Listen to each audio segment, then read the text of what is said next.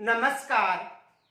जो हमारा जो टॉपिक चल रहा था वो था कक्षा 6 हमारा राजस्थान की प्रश्नोत्तरी। देखो कल का जो हमारा प्रश्न था वो ये था कि राजस्थान को 4 भौतिक प्रदेश व 11 उप विभागों में विभाजित किया गया है। 4 भौतिक प्रदेश थे: पश्चिमी रेतीला मैदान, अरावली पर्वत श्रेणी, पूर्वी मैदान व दक्षिणी पूर्वी का पठार। तो देखो जो 11 भौतिक प्रदेश हैं वो कौन कौन से, जो 11 उप विभाग हैं, 11 उप विभाग वो कौन कौन से हैं। तो देखो 4 जो भौतिक प्रदेश थे जिनमें एक था पश्चिमी रेतीला मैदान। पश्चिमी रेतीला जो मैदान था ये क्षेत्रफल की दृष्टि से सबसे बड़ा मैदान है तथा इस मैदान में जो जनसंख्या है वो भी सर्वाधिक निवास करती है। तो पश्चिमी रेतीले मैदान में 4 उप विभाग है। कौन कौन से देखो, पहला है बालू में शुष्क मैदान। एक तो कौन सा है, यानी जो पश्चिमी रेतीला मैदान है उसमें एक तो है बालू में शुष्क मैदान, दूसरा है गग्गर बेसिन, तीसरा है आंतरिक प्रवाह का मैदान, और चौथा है लूनी बेसिन क्षेत्र।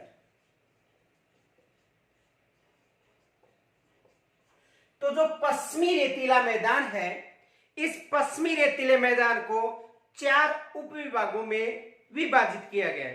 तो पश्चिमी रेतीले मैदान में बालू में शुष्क मैदान है, गग्गर बेसिन है, आंतरिक प्रवाह का मैदान है और लूनी बेसिन का क्षेत्र है। जो दूसरा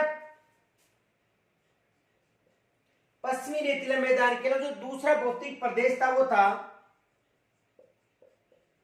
अरावली पर्वत श्रेणी। दूसरा कौन सा है, अरावली पर्वत श्रेणी। तो देखो अरावली जो पर्वत श्रेणी है इसे 3 उप विभागों में विभाजित किया गया है। पहला था उत्तरी अरावली,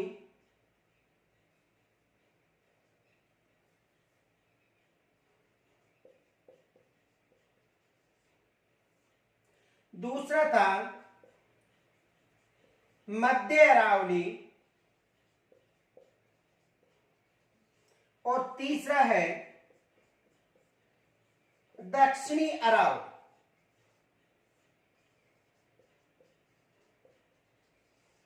तो अरावली पर्वत श्रेणी है उसे 3 उप विभागों में उत्तरी अरावली की सबसे ऊंची चोटी रघुनाथगढ़ है, मध्य अरावली की सबसे ऊंची चोटी नाग पहाड़ क्षेत्र में तारागढ़ है और दक्षिणी अरावली की सबसे ऊंची चोटी गुरु शिखर। दक्षिणी अरावली की सबसे ऊंची चोटी कौन सी है, गुरु शिखर। तो देखो पश्चिमी रेतीले मैदान में 4 उप विभाग है और अरावली पर्वत श्रेणी कितने हैं, 3 उप विभाग है। तो यहां तक स्क्रीन छोड़ लीजिए।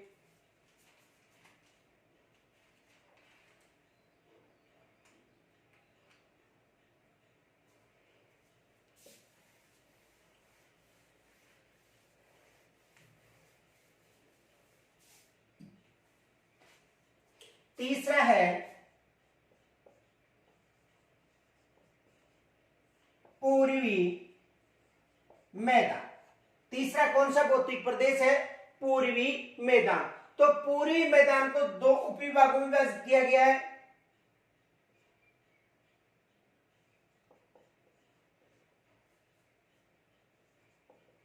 बनास बाणगंगा बेसिन एक तो बनास बाणगंगा बेसिन उपविभाग में, दूसरा है माही मैदान व छप्पन का बेसिन। तो जो पूर्वी मैदान है उसे बनास बाणगंगा बेसिन तथा माही मैदान व छप्पन के बेसिन के नाम से जाना जाता है। तीसरा जो पूर्वी मैदान के बाद में चौथा प्रदेश है दक्षिणी पूर्वी का पठार। और दक्षिणी पूर्वी के पठार को कितने भागों में विभाजित किया गया है? 2 भागों में विभाजित किया गया है। एक है विंध्यन कंगार भूमि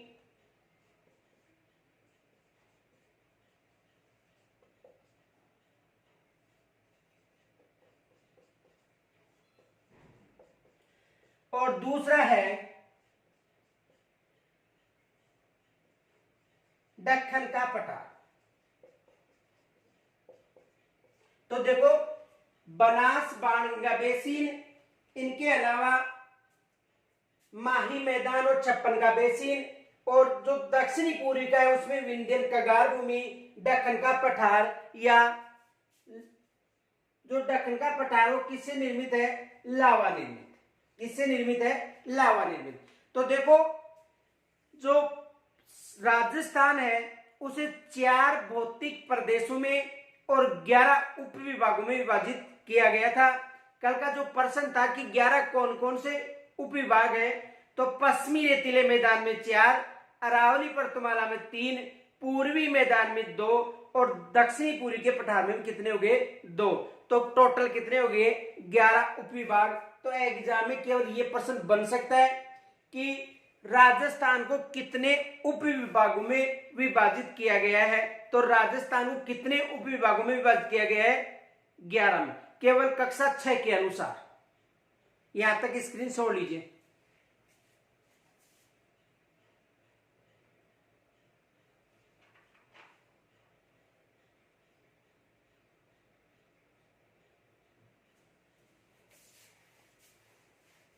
देखो दूसरा प्रश्न ये भी बन सकता है,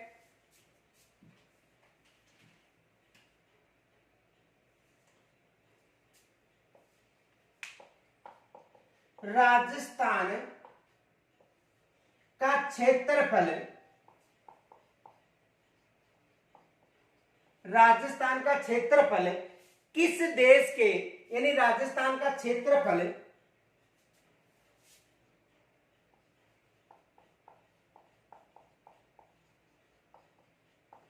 किस देश के बराबर है?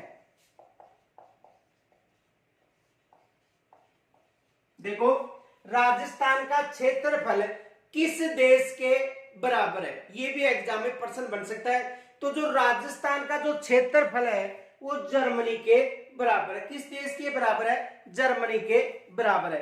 तो राजस्थान का जो क्षेत्रफल है लगभग जर्मनी के बराबर है। और राजस्थान का क्षेत्रफल कितना है? 3,42,239.74 वर्ग किलोमीटर। देखो यहां से भी एग्जाम में प्रश्न बन सकता है। तो इसका क्षेत्रफल कितना है? देखो जर्मनी के बराबर।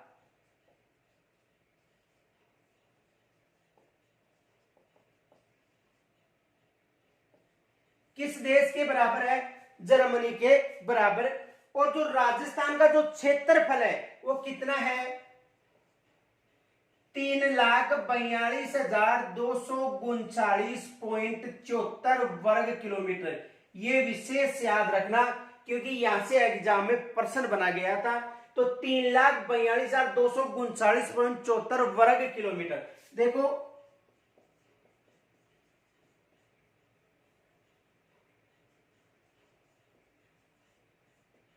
वैसे 3,42,239 ही मिलता है पुस्तकों में, लेकिन जो हिंदीकृत अकादमी की जो पुस्तक है उसमें 0.74 भी उल्लेखित है। और एग्जाम में यहां से प्रश्न भी बना हुआ था। देखो प्रश्न क्या बना हुआ था कि राजस्थान का क्षेत्रफल है, तो उसमें ऑप्शन में था 3,42,239.34, 239.74, 239 और एक था 200 240 के लगभग। तो 3,42,239 है, लेकिन यदि वहां पर 0.74 वर्ग किलोमीटर मिले तो फिर इसको सही करना है। तो देखो राजस्थान का क्षेत्रफल 3,42,239 है। क्षेत्रफल की दृष्टि से भारत का सबसे बड़ा राज्य है, यानी मध्य प्रदेश का जो विभाजन होने के बाद ये जो राज्य है राजस्थान, वो क्षेत्रफल की दृष्टि से सबसे बड़ा राज्य है, जिसका क्षेत्रफल 3,42,239 है और भारत के कुल क्षेत्रफल का 10.41% भाग पर विस्तृत है। भारत का जो संपूर्ण क्षेत्र है उसके 10.41% पर कौन सा राज्य स्थित है? राजस्थान। तो क्षेत्रफल की दृष्टि से राजस्थान सबसे बड़ा है। तो देखो जर्मनी के तो बराबर है, लेकिन जापान से थोड़ा बड़ा और ग्रेट ब्रिटेन से 1.5 गुना बड़ा। देखो जापान से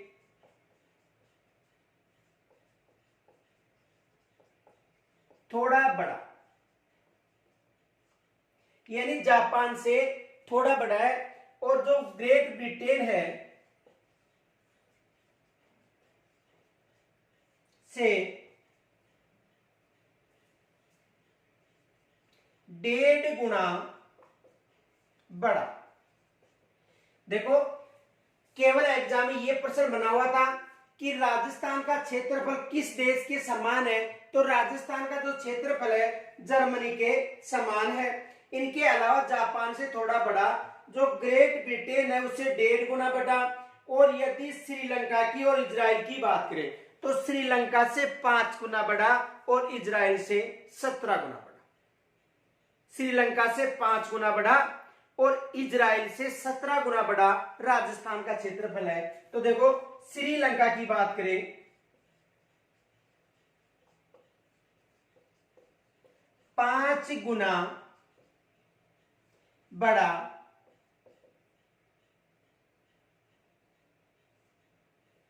और यदि इजराइल की बात करें तो इजराइल से 17 गुना बड़ा है। ये प्रश्न बन सकते हैं। देखो क्षेत्रफल 3,42,239.74 यदि पूछा जाए तो, और भारत का जो संपूर्ण क्षेत्रफल है, भारत के संपूर्ण क्षेत्रफल का 10.41% भाग पर, कितने प्रतिशत भाग पर? 10.41% भाग पर राजस्थान का विस्तार है, यानी संपूर्ण जो भारत है उसका 10.41%। जर्मनी के बराबर है। एग्जाम में यहां से प्रश्न बना हुआ था। जापान से थोड़ा बड़ा है, ग्रेट ब्रिटेन से 1.5 गुना बड़ा है, श्रीलंका से 5 गुना बड़ा है, और इजराइल की बात करें तो इजराइल से राजस्थान का जो क्षेत्रफल है वो 17 गुना बड़ा है। अब देखो यहां से देखो एक एग्जाम में एक प्रश्न और बना हुआ था। देखो 10.41% पर राजस्थान का विस्तार है, लेकिन जो आरबीएससी की पुस्तक थी उनमें ये जो क्षेत्रफल है 10.41 की जगह 10.43% बताया गया है। तो या तो 10.43 मिलेगा या 10.41। यदि दोनों मिलते हैं तो दोनों माध्यमिक शिक्षा बोर्ड की पुस्तकों में उल्लेखित है, फिर आपको या तो ये करना है या ये बोनस अंक मिलेगा, क्योंकि दोनों का उल्लेख सिलेबस जो किताबें उनमें मिलता है। 10.41 जो वर्तमान में पुस्तक चल रही है उनमें है, हिंदी गणित अकादमी की पुस्तक में है, और जो पुरानी एनसीआर जो माध्यमिक शिक्षा बोर्ड आरबीएससी की पुस्तक थी उनमें 10.43 है। तो देखो 10.43 और 10.41 दोनों मिलते हैं, और यदि इनमें से एक मिलेगा वहां पर। यदि दोनों मिलते हैं तो दोनों जो पुस्तकें हैं मानक सरकार की पुस्तक है उनमें दोनों का उल्लेख है, फिर बोनस अंक मिलेगा। तो देखो ये विशेष फैक्ट याद रखना, क्योंकि यहां से एग्जाम में प्रश्न बना हुआ है कि राजस्थान का क्षेत्रफल किस देश के समान है। तो राजस्थान का क्षेत्रफल किसके समान है? जर्मनी के समान। तो यहां तक स्क्रीनशॉट लीजिए।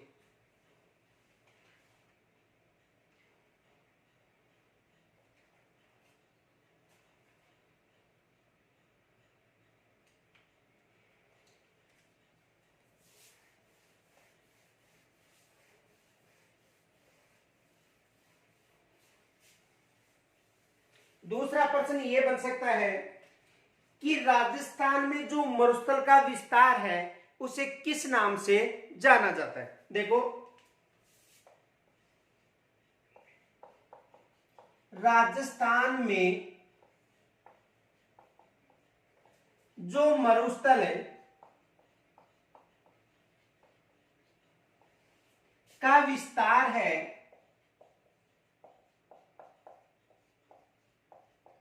उसे किस नाम से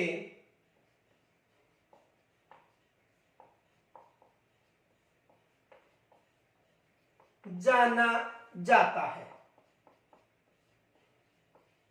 यानी राजस्थान में जो मरुस्थल का विस्तार है उसे किस नाम से जाना जाता है। तो देखो, जो राजस्थान में मरुस्थल का विस्तार है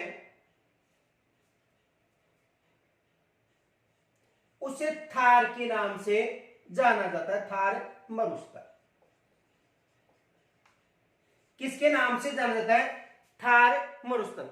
देखो, जो थार का मरुस्थल है इसका जो विस्तार है भारत व पाकिस्तान में है, दो देशों में है। थार के मरुस्थल का जो विस्तार है, यानी ये जो मरुस्थल है दो देशों में है, भारत और दूसरा है पाकिस्तान।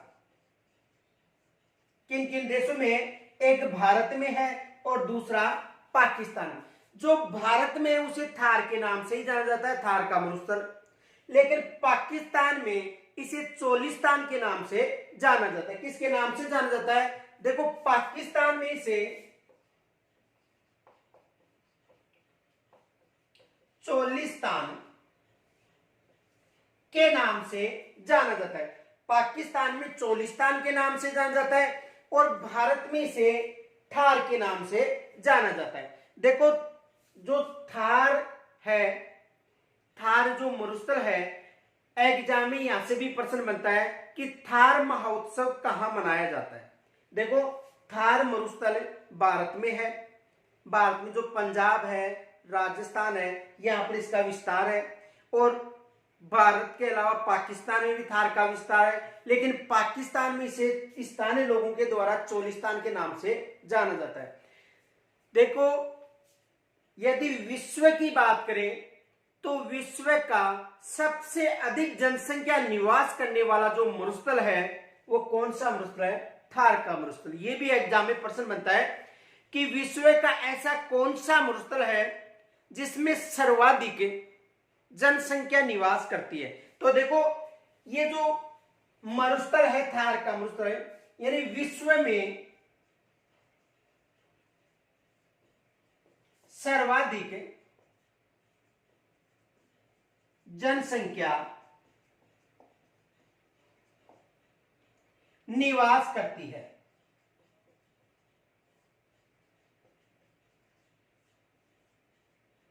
यानी विश्व में सर्वाधिक जनसंख्या वाला जो मरुस्थल है वो थार का मरुस्थल है। दूसरा प्रश्न ये पूछा जा सकता है कि जो थार का मरुस्थल है उसे किस रेखा के द्वारा विभाजित किया गया है। तो रेड क्लिप रेखा के द्वारा इसे विभाजित किया गया है। किस रेखा के द्वारा? रेड क्लिप रेखा के द्वारा इसे विभाजित किया गया। यह भी प्रश्न बन सकता है कि इस मरुस्थल को इन दोनों के मध्य जो विभाजन रेखा है वो है रेड क्लिप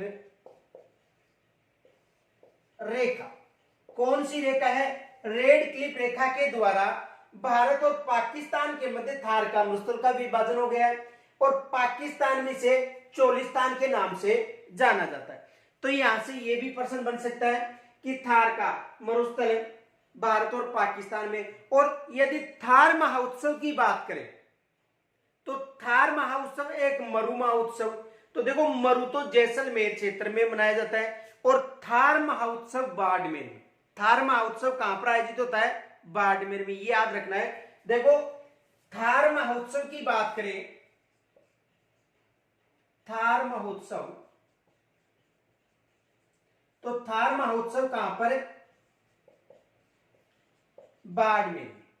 और यदि मरु महोत्सव की बात करें तो मरु महोत्सव जैसलमेर में। मरुस्थल का प्रवेश द्वार की बात करें तो जोधपुर बताना है। देखो थार महोत्सव बाड़मेर, मरु महोत्सव जैसलमेर और मरुस्थल का प्रवेश द्वार किसे कहा जाता है? जोधपुर को कहा जाता है। तो यहां से ये प्रश्न बन सकते हैं, स्क्रीनशॉट लीजिए।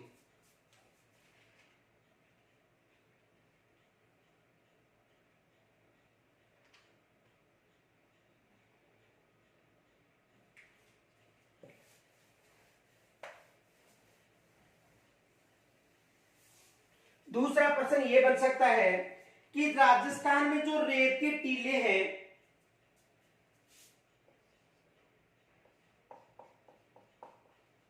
गतिशील रेत के टीलों को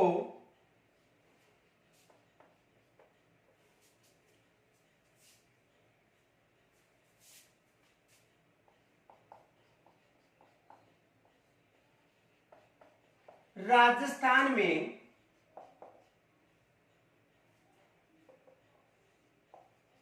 किस नाम से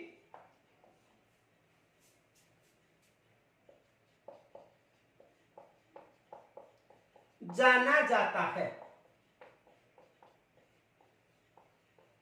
देखो गतिशील जो टीले हैं उनको राजस्थान में किस नाम से जाना जाता है, ये भी एग्जाम में प्रश्न बन सकता है। तो राजस्थान में जो गतिशील टीले हैं उन्हें धरियन के नाम से जाना जाता है। किसके नाम से जाना जाता है? धरियन के नाम से इन्हें जाना जाता है। तो राजस्थान में जो गतिशील, देखो गतिशील रेत के टीलों को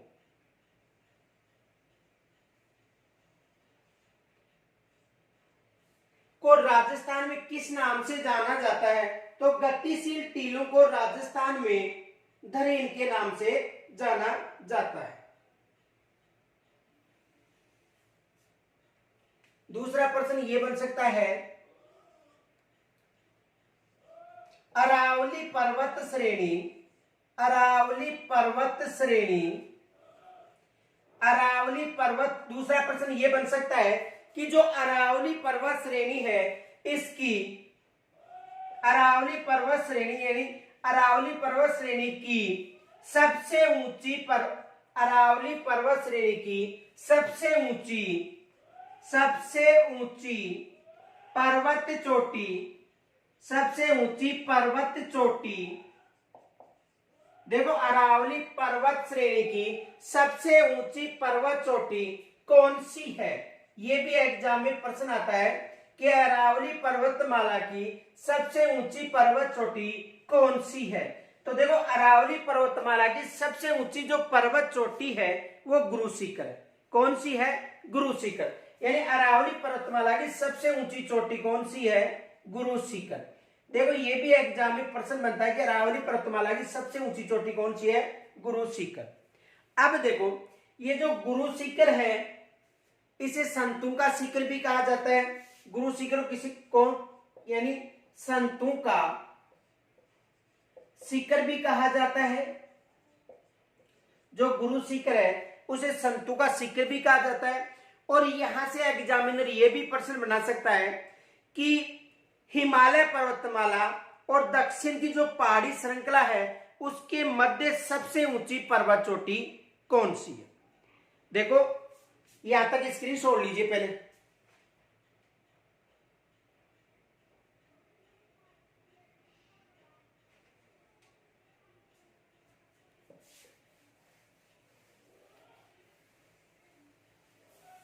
देखो जो भारत की बात करें तो भारतीय क्षेत्र में, इस क्षेत्र में नीलगिरी की पहाड़ी है, महेंद्रगिरी की पहाड़ी है, अन्य कोई सी पहाड़ी का नाम दे दिया जाएगा।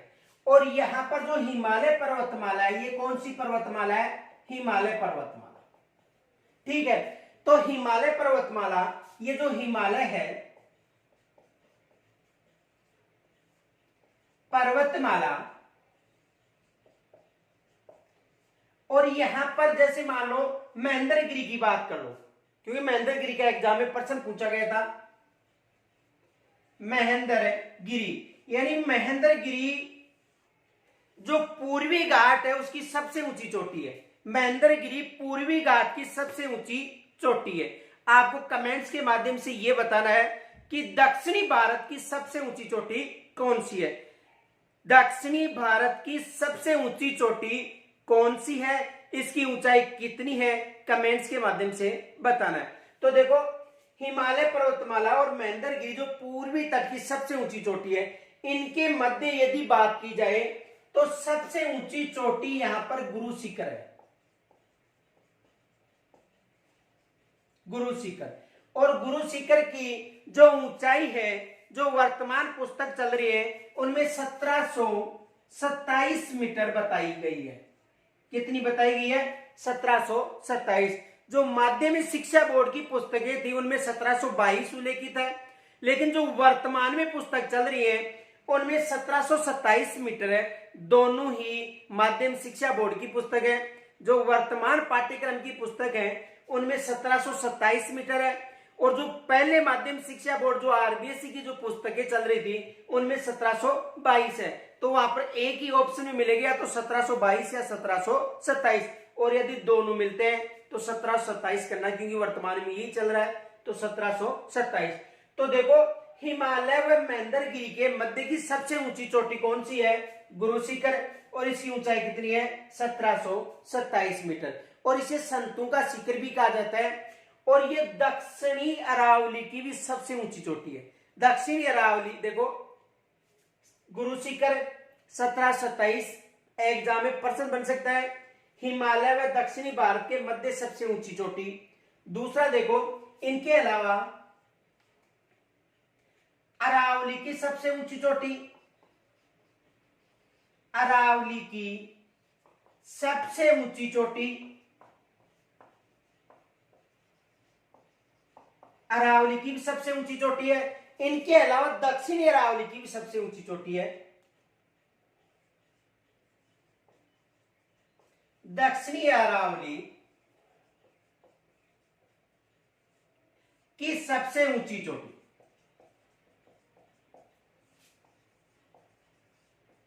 दक्षिणी अरावली की भी सबसे ऊंची चोटी है। तो यहां से 3 प्रश्न बनते हैं। अरावली की सबसे ऊंची चोटी, दक्षिणी अरावली की सबसे ऊंची चोटी, इनके अलावा हिमालय व दक्षिण में जैसे महेंद्रगिरी या अन्नामलाई की पहाड़ी, दोदा बेटा, कोई सी पहाड़ी श्रृंखला का नाम दे दिया जाएगा, उसके मध्य की सबसे ऊंची चोटी कौन सी है? गुरु शिखर। तो यहां तक स्क्रीन छोड़ लीजिए।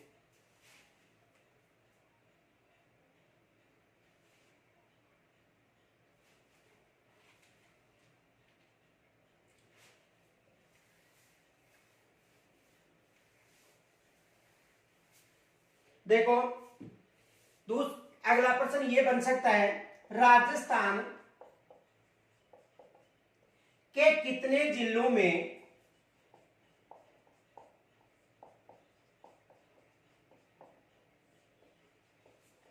मरुस्थल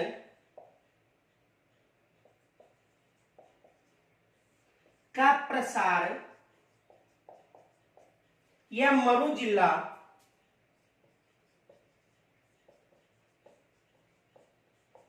माना जाता है?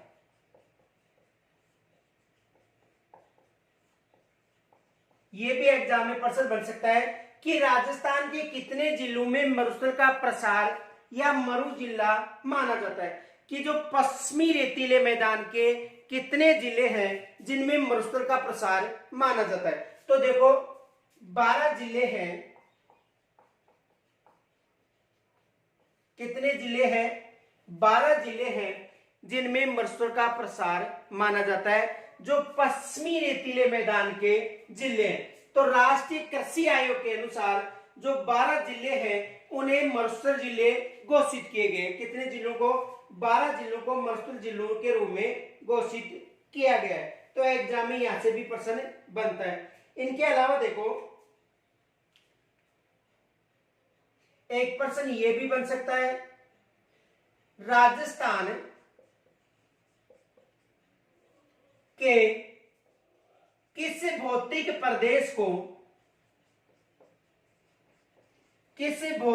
प्रदेश को खनिजों का, राजस्थान के किस भौतिक प्रदेश को खनिजों का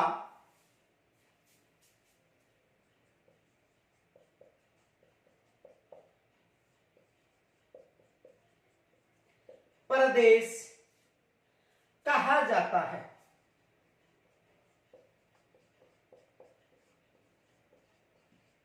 देखो, राजस्थान के किस भौतिक प्रदेश को खनिजों का भौतिक प्रदेश कहा जाता है? तो किसे कहा जाता है? अरावली पर्वत श्रेणी को किसे कहा जाता है? अरावली पर्वत श्रेणी को खनिजों का भौतिक प्रदेश कहा जाता है। और राजस्थान में कुल कितने प्रकार के खनिज पाए जाते हैं जो कक्षा 7 में उल्लेखित है? तो देखो, राजस्थान में 67 प्रकार के खनिज पाए जाते हैं। देखो, जो वर्तमान में जो पाठ्यक्रम में जो पुस्तक चल रही है उनके आधार पर ही आपको वहां पर बताना, ये नहीं है कि जैसे कई पुस्तकों में या जो गाइड है उनमें गुणंतर प्रकार के खनिज बता रखे हैं, कई गाइडों में 83 प्रकार के खनिज बता रखे हैं, तो वहां पर यह प्रश्न गलत हो जाएगा। यदि जो पुस्तक है, जो माध्यमिक शिक्षा बोर्ड या जो सरकार के द्वारा जो पुस्तकें चल रही है उनके अनुसार ही बताना है। तो राजस्थान में वर्तमान तक 67 प्रकार के खनिज पाए जाते हैं जो कक्षा 6 की पुस्तक में उल्लेखित है। और जो अरावली पर्वत श्रेणी है इसे खनिजों का भौतिक प्रदेश कहा जाता है। और कितने प्रकार के खनिज पाए जाते हैं? 67 प्रकार के खनिज पाए जाते हैं। ये विशेष याद रखना, कितने प्रकार के खनिज? 67 प्रकार के खनिज पाए जाते हैं। तो यहां तक स्क्रीन छोड़ लीजिए।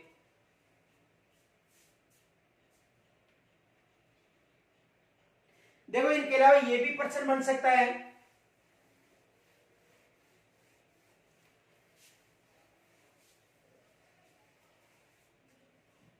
देखो, ये प्रश्न बन सकता है, राजस्थान का कौन सा भौतिक प्रदेश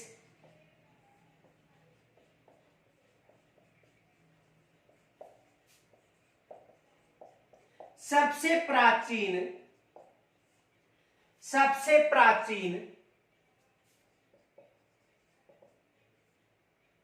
माना जाता है? यह एग्जाम में प्रश्न बन सकता है कि राजस्थान का कौन सा भौतिक प्रदेश सबसे प्राचीन माना जाता है। यहां से एग्जाम में प्रश्न बन सकता है। तो देखो, राजस्थान का जो सबसे प्राचीन भौतिक प्रदेश है वो कौन सा है?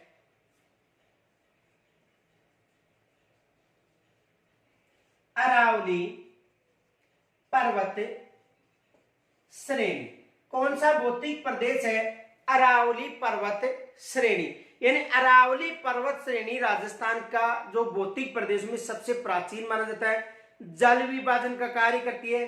देखो, ये किसका कार्य करती है? जल विभाजन का भी कार्य करती है। इनके अलावा इसे खनिजों का भौतिक प्रदेश भी कहा जाता है। तो यहां तक स्क्रीन छोड़ लीजिए। देखो, यहां तक स्क्रीन छोड़ लो। देखो,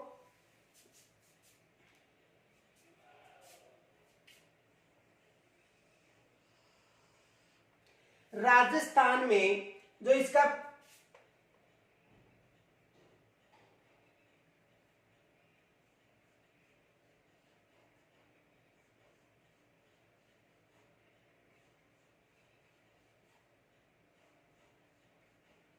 देखो, जो अरावली पर्वत श्रेणी है इसका जो विस्तार है वो अरब सागर से माना जाता है।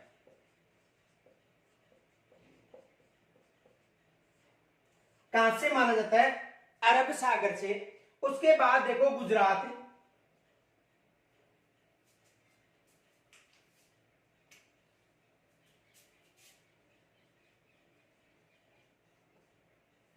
राजस्थान, हरियाणा, दिल्ली, इन क्षेत्रों में इनका विस्तार है। जो अरावली पर्वतमाला है अरब सागर से मानी जाती है, यानी दिल्ली से लेकर गुजरात तक इसका क्रमबद्ध विस्तार माना जाता है। और इसकी जो लंबाई है राजस्थान में 80% यानी 550 किलोमीटर है। देखो राजस्थान में इसकी लंबाई कितनी है, 550 किलोमीटर, यानी कितने प्रतिशत हो गई, 80%। यानी राजस्थान में इसका विस्तार है 80% है। जो सर्वाधिक विस्तार है राजस्थान में है। तो एग्जाम में प्रश्न भी आ सकता है कि अरावली पर्वतमाला का सर्वाधिक विस्तार किस राज्य में है, दिल्ली, हरियाणा, राजस्थान और गुजरात। तो किस राज्य में है, राजस्थान। राजस्थान में इसकी लंबाई कितनी है, 550 किलोमीटर। इसकी कुल लंबाई कितनी है, देखो 692 किलोमीटर इसकी कुल लंबाई है। उसमें से 550 किलोमीटर कहां पर है, राजस्थान में। इसे प्राचीन वलित पर्वतमाला कहा जाता है। देखो प्राचीन वलित पर्वतमाला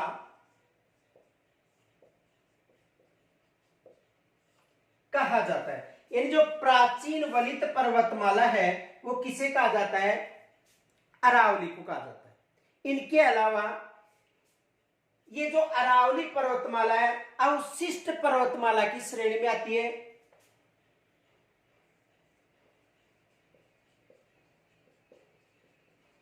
अवशिष्ट पर्वतमाला और प्री कैम्ब्रियन युग से संबंधित है। किस युग से, प्री कैम्ब्रियन युग।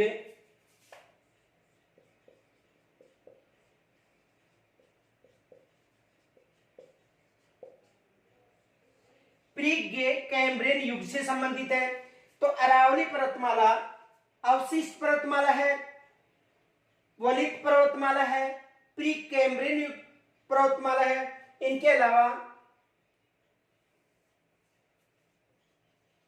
सबसे प्राचीन पर्वत श्रेणी, सबसे प्राचीन पर्वत श्रेणी भी है कौन सी, अरावली पर्वतमाला। और इसकी जो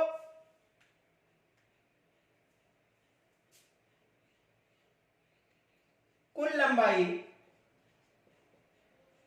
692 किलोमीटर, कुल लंबाई कितनी है, 692 किलोमीटर। इनके अलावा देखो खनिजों का भौतिक प्रदेश कहा जाता है।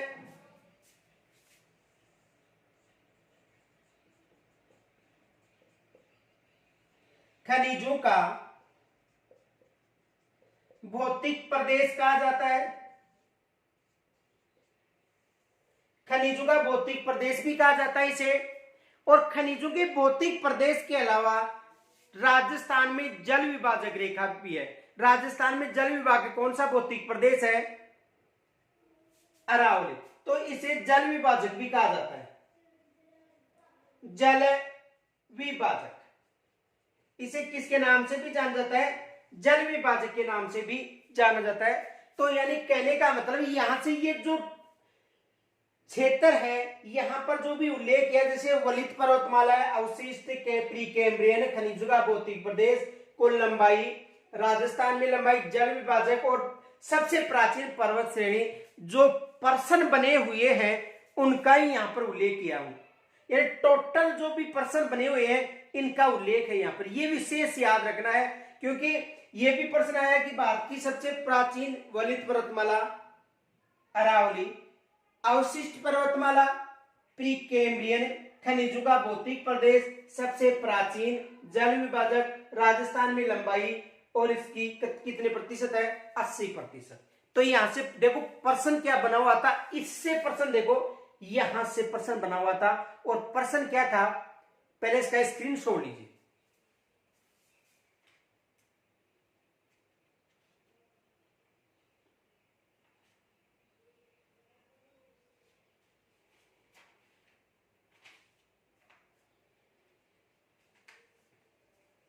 देखो यहां से यह प्रश्न बना हुआ था,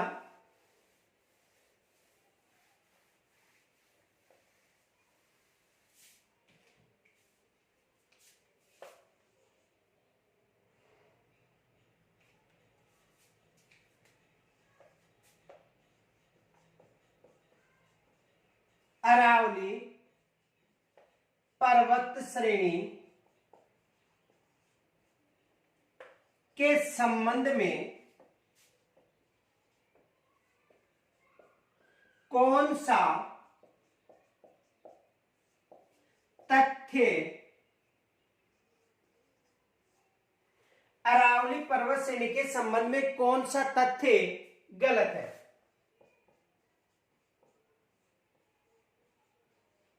देखो ये प्रश्न बना हुआ था, ए देखो ए में क्या था, यह एक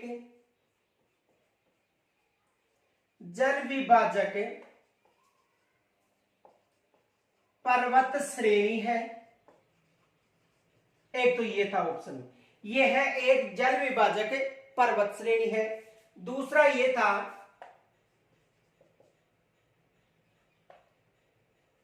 राजस्थान में इसकी लंबाई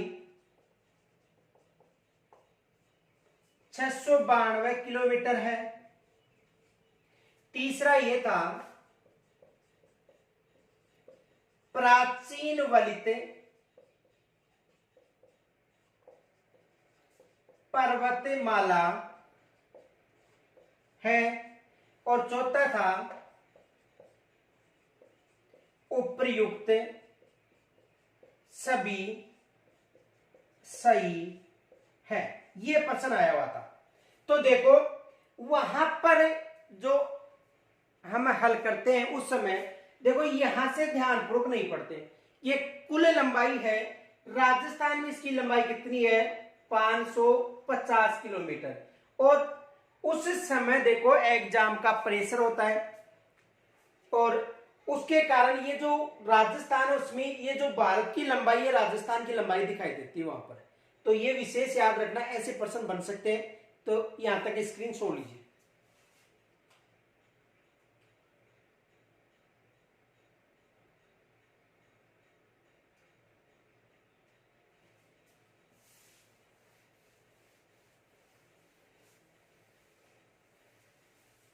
एक प्रश्न ये भी आया हुआ था, देखो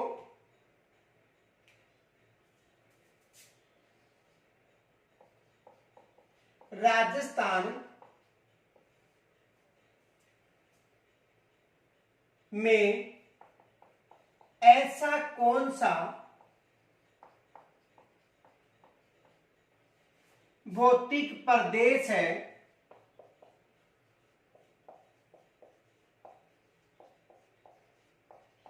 राजस्थान का ऐसा कौन सा भौतिक प्रदेश है जिसमें जीवाश्म ईंधन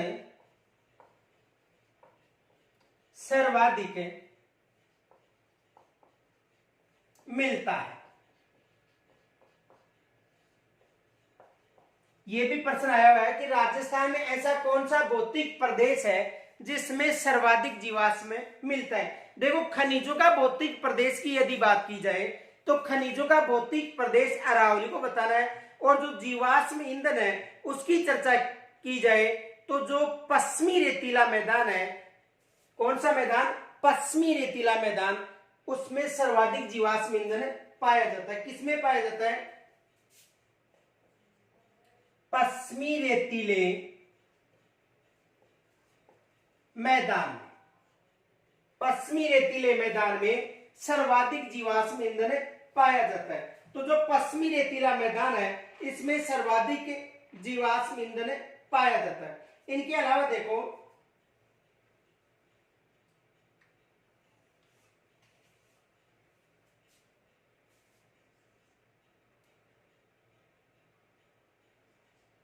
पश्चिमी रेतीले मैदान में सर्वाधिक लू चलती है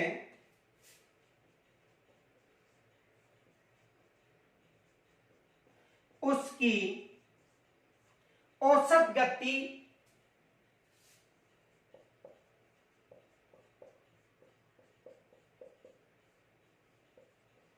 देखो पश्चिमी रेतीले मैदान में सर्वाधिक लू चलती हैं तो उन लू की जो औसत गति है वो कितनी है।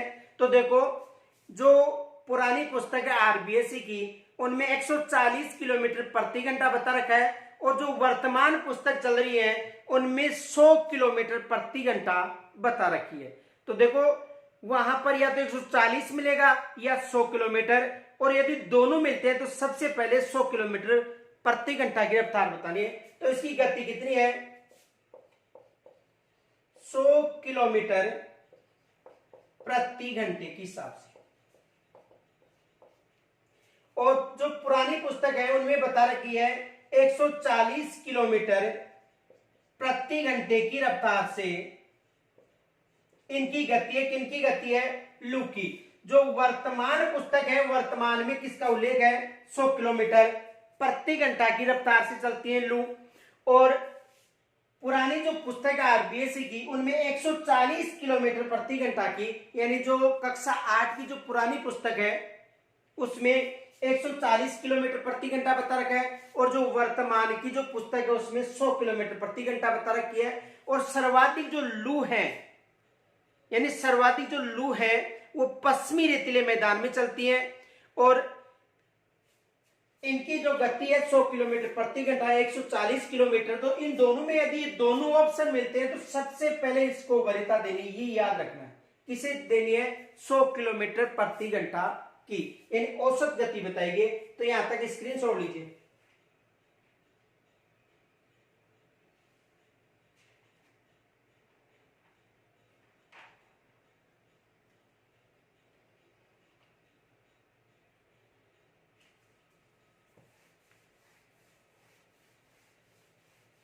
अगला प्रश्न ये बन सकता है कि जो पश्चिमी रेतीला मैदान है उसकी समुद्र तल से औसत ऊंचाई कितनी है। देखो पश्चिमी रेतीले मैदान की समुद्र तल से औसत ऊंचाई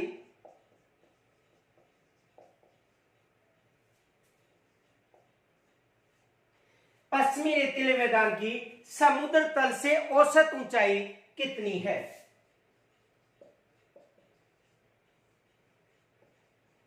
यह एग्जाम में प्रश्न बन सकता है। तो देखो 60 किलोमीटर से लेकर 60 मीटर से लेकर 60 मीटर से लेकर 360 मीटर तक, किलोमीटर नहीं आएगा मीटर, तो 60 मीटर से लेकर 360 मीटर तक पश्चिमी रेतीले मैदान की समुद्र तल से ऊंचाई है।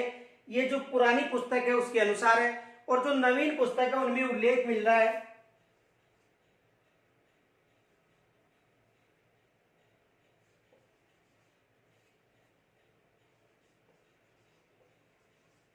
100 से लेकर 400 मीटर तक। देखो यहां से प्रश्न बन सकता है और नहीं भी बन सकता है। लगभग दिया जाएगा कि पश्चिमी रेतीले मैदान की समुद्र तल से औसत ऊंचाई कितनी है, तो 60 से 360 या 100 से लेकर 400 मीटर तक। इनके अलावा देखो एक प्रश्न ये भी बन सकता है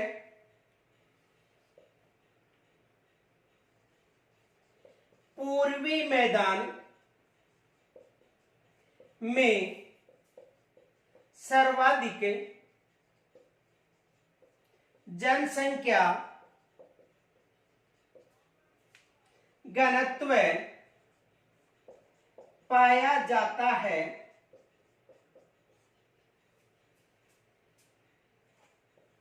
जिसका प्रमुख कारण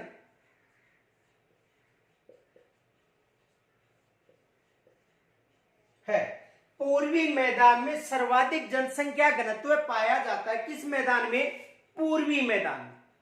तो पूर्वी मैदान में सर्वाधिक जनसंख्या घनत्व पाया जाने का कारण क्या है?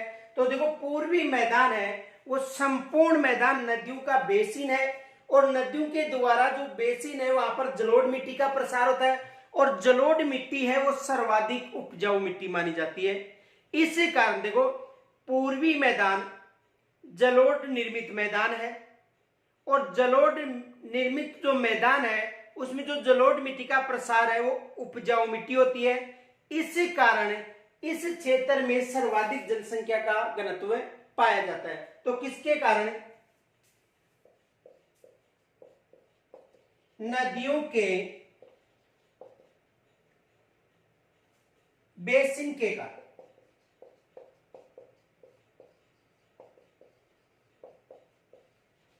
किसके कारण? नदियों के बेसिन के कारण जो पूर्वी मैदान है उसमें सर्वाधिक जनसंख्या घनत्व पाया जाता है। यहां तक स्क्रीनशॉट लीजिए।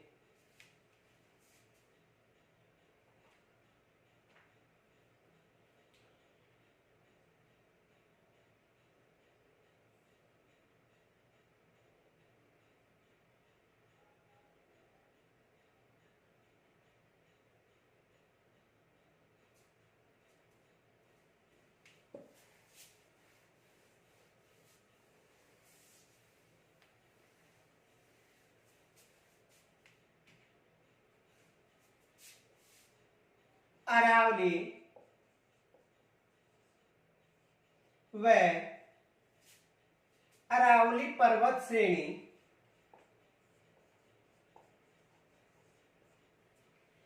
के अलावा राजस्थान का ऐसा कौन सा भौतिक प्रदेश है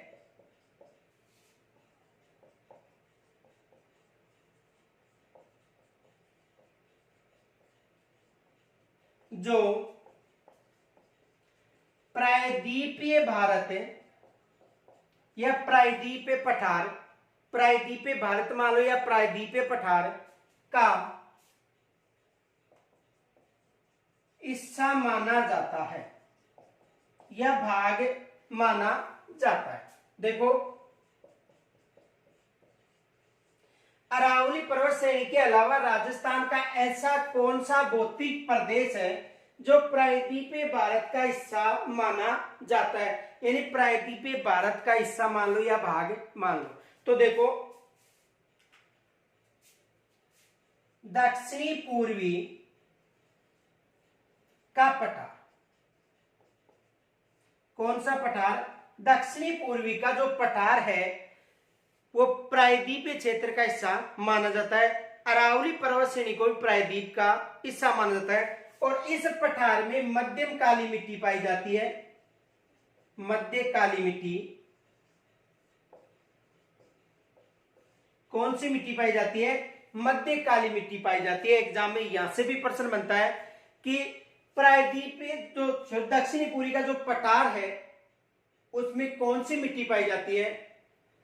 मध्य काली मिट्टी पाई जाती है। इनके अलावा देखो, एक प्रश्न ये भी बन सकता है, किस भौतिक प्रदेश से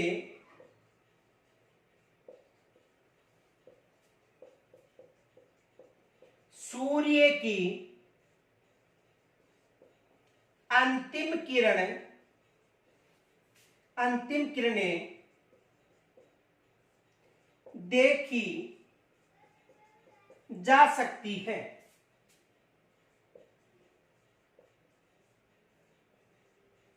देखो, किस भौतिक प्रदेश से सूर्य की अंतिम जो किरणें हैं वो देखी जा सकती हैं? तो ये भी प्रश्न बन सकता है।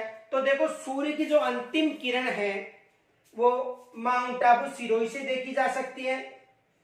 माउंट आबू सिरोही से।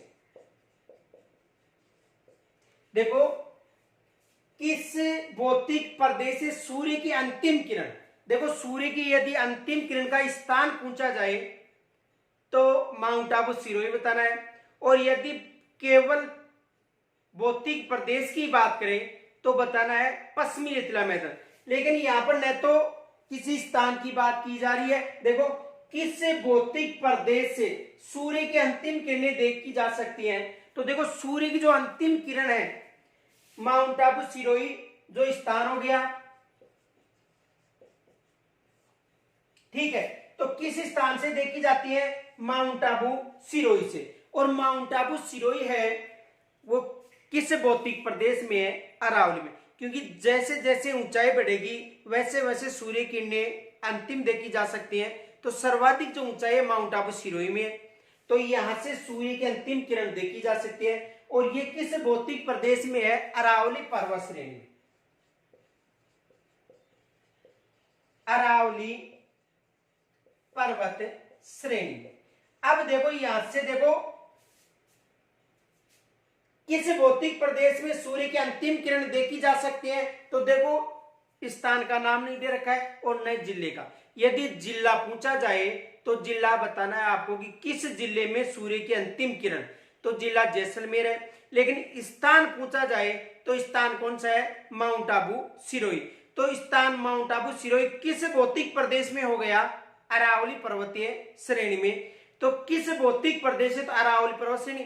और वैसे यदि वहां पर आपको माउंट आबू सिरोही नहीं मिलता है, केवल मिलता है अरावली पर्वत श्रेणी और पश्चिमी रेतीला मैदान, तो फिर बताना है पश्चिमी रेतीले मैदान में सूर्य की अंतिम किरण पड़ती है।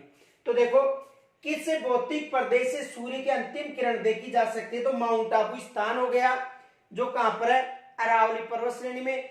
और जैसलमेर यदि जिले की बात करें तो जैसलमेर, और स्थान की बात करें तो स्थान कौन सा हो गया? माउंट आबू सिरोही, जहां से सूर्य की अंतिम किरणें देखी जा सकती हैं। तो ये दोनों प्रश्न भी बन सकते हैं। आगे देखो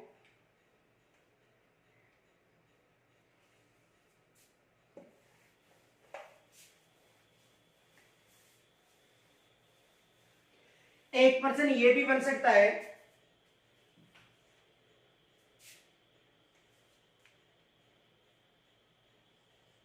घग्गर नदी के मैदान में या बेसिन मान लो में किस प्रकार के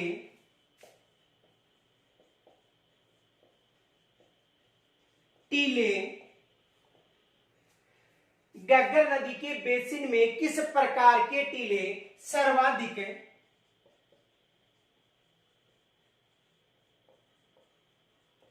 पाए जाते हैं?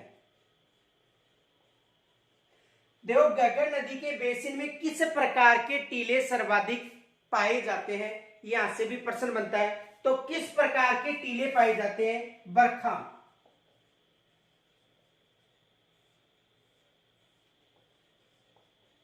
किस प्रकार के टीले पाए जाते हैं? बरखान प्रकार के टीले पाए जाते हैं। तो इस टॉपिक से ये प्रश्न बनते हैं। देखो इनके अलावा भी प्रश्न बनते हैं, लेकिन जो कक्षा 6 में जो हमारा राजस्थान है उसके अनुसार यही प्रश्न अधिकतर बनते हैं इस टॉपिक से। तो देखो इनके अलावा आपको केवल जो माध्यम शिक्षा बोर्ड के द्वारा जो प्रकाशित पुस्तक है उन पर विशेष ध्यान देना है। इनके अलावा हिंदी गणित अकादमी की जो पुस्तक है उन पर भी अधिक ध्यान देना है। और फर्स्ट ग्रेड, सेकंड ग्रेड और थर्ड ग्रेड की तिथियां भी घोषित हो चुकी हैं। फर्स्ट ग्रेड की जो भर्ती है वो अक्टूबर में है, उसका सिलेबस परिवर्तित हो गया है। और जो पहला पेपर है उसमें 40% जो अनिवार्यता है वो भी आपको पास करनी है। यदि 40% अनिवार्यता में आप यदि फेल हो जाते हो तो दूसरा पेपर चेक नहीं होगा। इनके अलावा देखो फर्स्ट ग्रेड, सेकंड ग्रेड और थर्ड ग्रेड में एक ही लक्ष्य लेकर चलना है यदि आपको सफलता प्राप्त होनी हो। तो ये नहीं लेना है कि पहले फर्स्ट ग्रेड ही करें फिर सेकंड ग्रेड की और बाद में थर्ड ग्रेड की, क्योंकि तीनों का जो सिलेबस है वो लगभग 50% समान है। लेकिन फिर भी देखो कक्षा 6 से लेकर 12वीं तक की जो पुस्तक है वो 60 प्रश्न आएंगे जो मेन एग्जाम है उसमें, तो वो अलग स्तर रहेगा। जो प्रथम श्रेणी उसमें सब्जेक्ट होता है और जो सेकंड ग्रेड है उसमें भी सब्जेक्ट होता है। तो आपसे निवेदन है कि केवल एक टारगेट लेके चलना है आपको यदि सफलता प्राप्त करनी है। सेकंड ग्रेड, फर्स्ट ग्रेड या थर्ड ग्रेड, तीनों में से एक टारगेट लेके चलना है।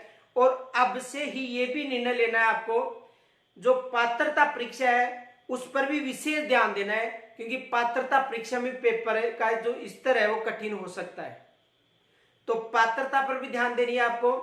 पात्रता के अलावा जो अन्य जैसे मान लो समसामयिकी है, शैक्षिक परिदृश्य है, उनको अब से ही एक एक यानी लगभग 1-2 घंटे उनको भी देना है, ताकि वहां पर आपको इजी हो जाए।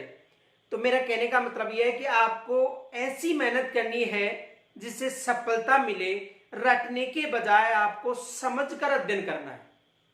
तो कक्षा 6 से लेकर जो 12वीं तक की पुस्तकें हैं जो पात्रता में है उनको ध्यानपूर्वक आपको पढ़ना है, क्योंकि उससे संबंधित टॉपिक मेन एग्जाम में भी मिलेंगे। तो यहां पर यदि कोई समस्या हो तो कमेंट्स के द्वारा मुझे जरूर बताना। धन्यवाद।